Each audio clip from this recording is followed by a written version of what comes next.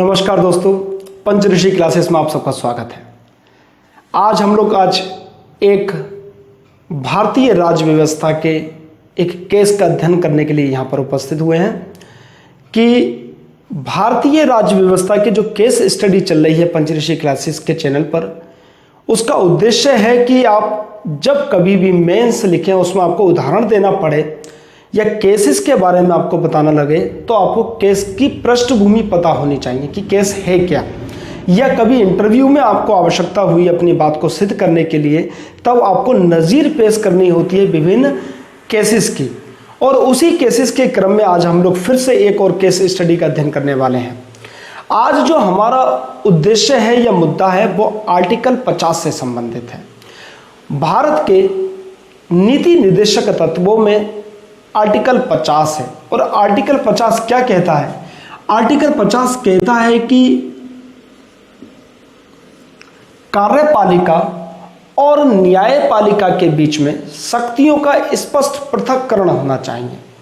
Article 50 क्या कहता है कि राज्यों को ऐसी नीति बनानी चाहिए कि न्यायपालिका और कार्यपालिका के बीच में शक्तियों का स्पष्ट वितरण होना चाहिए, विभाजन होना चाहिए, कोई भी एक दूसरे की सीमा को पार कर ना जाए। और इसी से संबंधित हमेशा हम लोग देखते हैं कि कई बार कार्यपालिका कहती है न्यायपालिका को कि न्यायपालिका को अपने दायरे में रहकर काम करना चाहिए, और कभी न्यायपालिका कहती है कि कार्यपालिका को उसको अपने दायरे में रहकर काम करना चाहिए। यानी कि ये डिस्प्यूट का मुद्दा बहुत पहले समय से चला आ रहा है और वर्तमान में भी लगातार जारी है। कारण है संविधान में स्पष्ट रूप से इस बात की व्याख्या नहीं की गई है कि कार्यों का बंटवारा या कार्यों का विभाजन किस प्रकार से किया जाए। इसलिए हमेशा से ये मुद्दा उठता रहा है और उसी मुद्दे के क्रम में आज हम लोग बात करने वाले हैं Asif Hamid versus state of Jammu Kashmir के 1989 के मसले की। Asif Hamid versus state of Jammu Kashmir 1989 का ये मसला है और ये शक्ति पृथक्करण के सिद्धांत की व्याख्या करता है। अब सबसे पहले इसके पृष्ठभूमि पर जाते हैं कि ये केस है क्या और इस केस में सुप्रीम कोर्ट की वर्डिक्ट्स क्या थी, उनका निर्णय क्या आया था। मसला 1988-89 का है। 1988-89 में जम्मू कश्मीर हाई कोर्ट ने 2 मेडिकल कॉलेज की चयन प्रक्रिया को रद्द कर दिया था। 1988-89 में जम्मू कश्मीर हाई कोर्ट ने वहां के जम्मू कश्मीर के 2 मेडिकल कॉलेज की चयन प्रक्रिया को रद्द कर दिया था, निरस्त कर दिया था। और कारण बताया कि ये Jyotsna Sharma versus state of Jammu and Kashmir का जो मसला था उसकी अवहेलना है। देखिए समझिए, आसिफ हमीद एक केस पढ़ता है। आसिफ हमीद एक व्यक्ति है, पिटिशनर है, उसने अपनी पिटिशन दाखिल की है। और दाखिल क्यों की गई है, कारण क्या था कि 1988 में जम्मू कश्मीर हाई कोर्ट ने वहां के 2 मेडिकल कॉलेज की चयन प्रक्रिया को रद्द कर दिया था।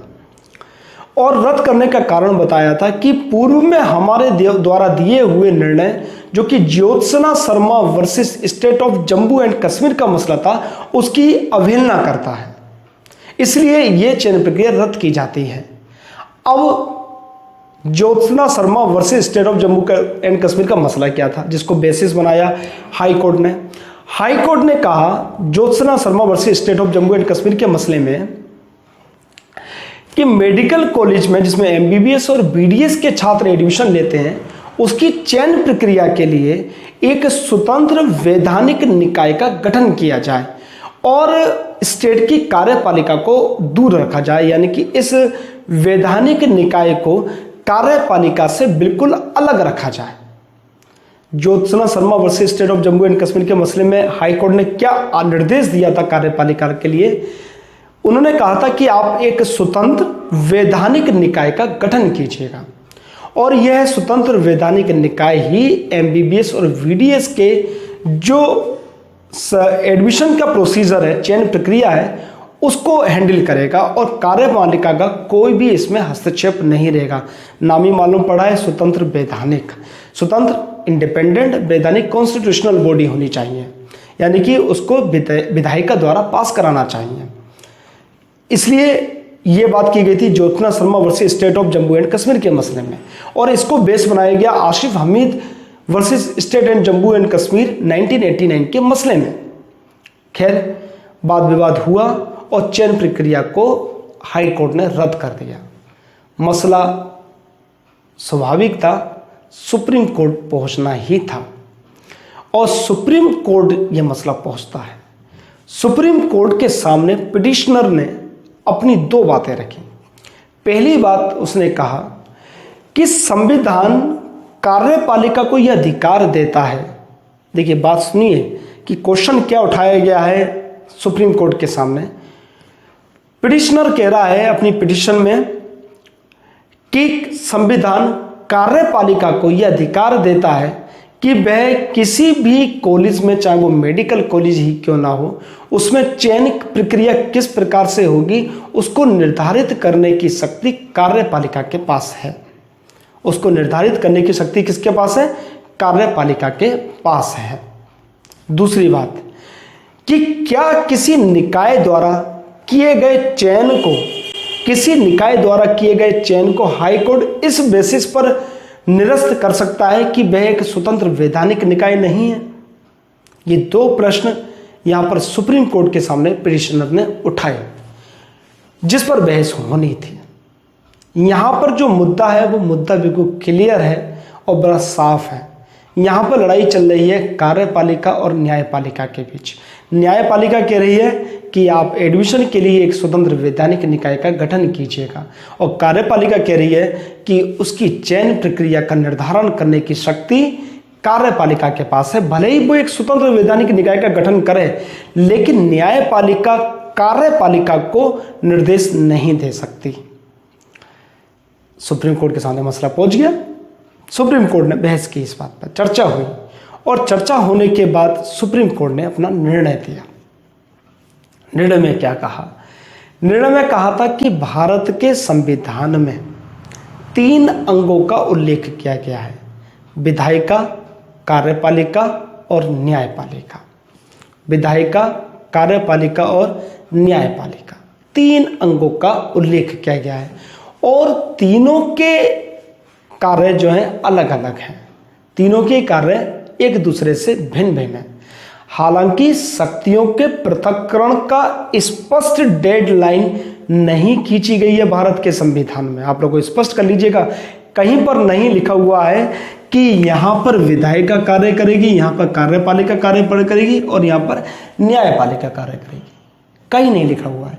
लेकिन हाँ, फिर भी प्रैक्टिकल में ऐसी व्यवस्थाएं बन गई हैं कि अब लोगों को मालूम है कि विधायिका, कार्यपालिका और न्यायपालिका के कार्य क्या क्या है। ये आम जनता को भी मालूम है।